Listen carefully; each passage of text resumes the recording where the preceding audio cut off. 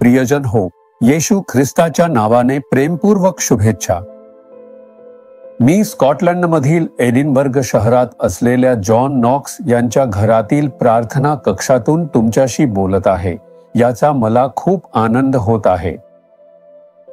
John नॉक्स हे देवाने 15व्या शतकातील रिवायवलसाठी निवडलेले एक व्यक्ती होते. प्रभूने त्यांना अभिषेक केला आणि सामर्थ्याने भरले. त्यांच्या समोर अनेक आव्हाने होती. त्या काळात स्कॉटलंडवर राज्य करणारी राणी म्हणजे राणी मेरी होती. ती त्याच्यावर खूप रागावलेली आणि चिडलेली होती. तो एक कॅथोलिक पाद्री होता. नंतर त्याने शास्त्रातील सत्य जाणले आणि रिफॉर्मेशन कार्य करणाऱ्या एका संघटनेत सामील झाला. त्याने आध्यात्मिक जगात मोठा बदल घडवून आणण्यासाठी संघर्ष केला. त्यामुळे सरकार त्याच्या विरोधात होते. त्यांना त्याला गुलाम बनवून 2 वर्षांसाठी फ्रान्सला पाठवले. त्यांना त्याच्यावर अत्याचार केले आणि भयंकर गोष्टी करायला लावल्या. तो धाडसाने उभा राहिला आणि प्रभूचे कार्य केले. त्याच्यानंतर त्या देशाच्या राणीने म्हटले, मला त्याच्या प्रार्थनांचा भीती वाटते. जॉन नॉक्स नावाच्या देवाच्या माणसाने इतकी मोठी कामगिरी केली. तो ज्या घरात राहत होता हे त्याची प्रार्थना खोली होती. तो इथे गुडघ्यावर बसून प्रभूकडे पाहून प्रार्थना करत असे, मला स्कॉटलंड दे किंवा मला मरण दे. त्याने अत्यंत उत्कटतेने प्रार्थना केली, कारण हे देशावर राज्य करण्यासाठी नव्हते. पाप, दुष्टपणा आणि अधर्म देशात वाढले होते. दारू पिणे, व्यभिचार, वेश्या व्यवसाय वाढले होते. देवाची भीती उरली नव्हती. देशात परिवर्तन व्हायला हवे. लोकांचा उद्धार हवा. प्रभूच्या सामर्थ्याने देशात परिवर्तन व्हावे या ओझ्याने त्याने प्रार्थना केली. देवाने ती प्रार्थना ऐकली आणि एक महान जागृती पाठवली. देशात परिवर्तन झाले. हीच प्रार्थना खोली जिथे देवाच्या माणसाने प्रार्थना केली. मी इथून तुमच्याशी बोलत आहे याचा मला आनंद आहे. प्रभू तुमच्यासाठी कोणता वचन ठेवले आहे म्हणता काय?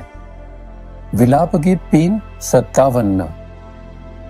मी तुझा धावा केला त्या दिवशी तू जवळ आलास. तू म्हणालास भिवू नकोस. प्रभू, मी तुला हाक मारली. तू माझ्याजवळ आलास आणि म्हणालास भीती बाळगू नकोस. असे प्रभूने हे तुलाही सांगितले आहे का?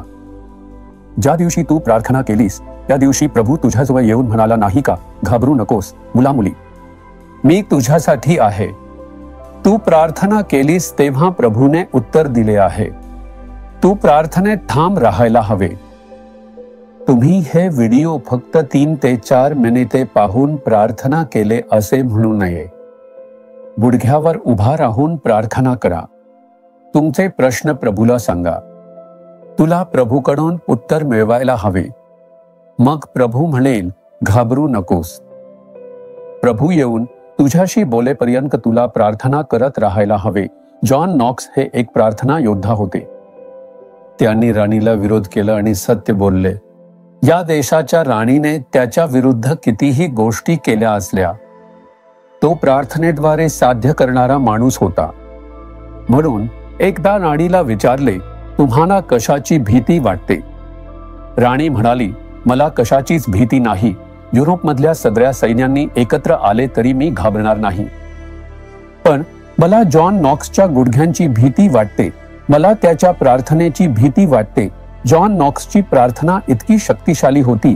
त्याच्या प्रार्थनांना उत्तर देणारा देव सामर्थ्यवान आहे. तुम्ही ही गुडघ्यावर उभे राहून प्रार्थना केलीत तरी प्रभू तुम्हाला उत्तर देईल आणि म्हणेल घाबरू नकोस. मी तुझ्यासाठी आहे. तुम्ही आज प्रार्थना करता का? प्रभूच्या पायाशी गुडघे टेकून म्हणा, तुमचे सर्व गोष्टी त्याच्यासमोर मांडाव्यात. तुम्ही सांगितलं पाहिजे, त्याला सांगणार का? तुम्ही गुडघ्यावर उभे राहून सांगणार का? तुम्हाला कोणत्या अडचणी आहेत? कुटुंबात, कामात, सेवेत किंवा शरीरात समस्या आहेत का? बरे होण्यासाठी आजार आहे का? मुक्ती किंवा आशीर्वाद हवे आहेत का? संघर्षात विजय हवा आहे का? माझ्या विरुद्ध उभे राहणाऱ्यांवर विजय हवा आहे. आपल्या शहरात, गावात, राज्यात जागृती हवी आहे. देशात बदल हवा आहे. तुम्हाला वाटतं का की जॉन नॉक्स सारखे रिवाइवल यावी? तुम्ही गुडघ्यावर उभे राहून प्रार्थना कराल का? 1 मिनिट प्रभूला गुडघ्यावर बसून प्रार्थना करा. मनापासून प्रार्थना करा.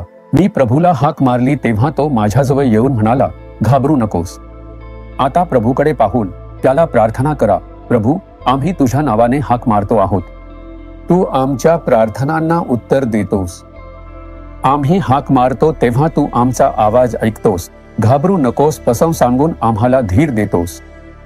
या मुलगा मुलगी ज्या गोष्टीसाठी प्रार्थना करत आहे त्या सर्व बाबतीत चमत्कार घडावा. तू त्यांच्याशी बोल आणि घाबरू नकोस कसं सांगून त्यांना धीर दे. त्यांच्या प्रार्थनांना उत्तर दे आणि त्यांना आजपासून चमत्कार अनुभवण्यास सक्षम कर.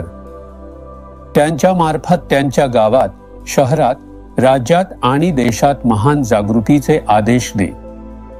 आध्यात्मिक बदलाचा आदेश दे. जसा जॉन नॉक्सच्या काळात होते तसे या मुलांच्या काळातही अशी जागृती होऊ दे. त्यांनी ती पाहावी आणि तुझी स्तुती करावी. तू आमच्या प्रार्थना ऐकल्या आहे आणि उत्तर दिले आहे. आम्ही त्यावर विश्वास ठेवतो. येशूच्या नावाने आमेन. आमेन. जीसस रिडीम्ड मराठी ह्या YouTube चॅनेलला सबस्क्राईब करा. सबस्क्राईब बटनावर क्लिक करा आणि बेल चिन्हावरही क्लिक करा. दररोजच्या नवीन कार्यक्रमांची माहिती मिळवा.